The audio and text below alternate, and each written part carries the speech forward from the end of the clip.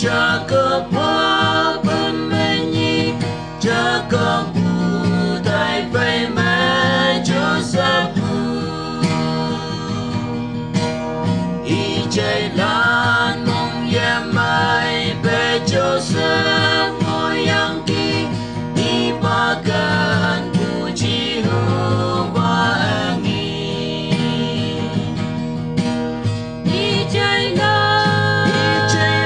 pengeja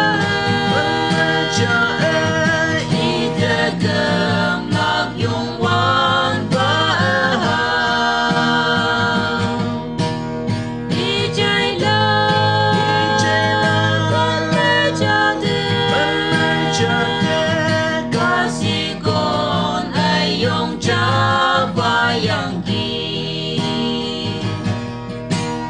Joseph đi chạy lan si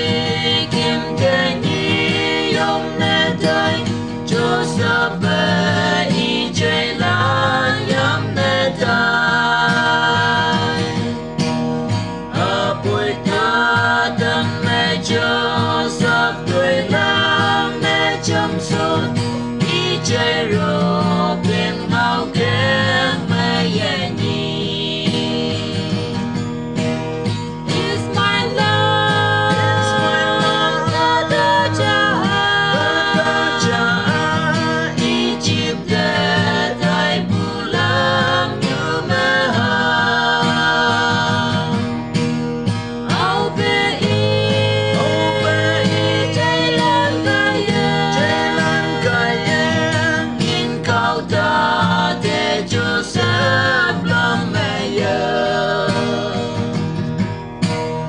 Joseph yêu yang phải mẹ y và thế ngao lấy y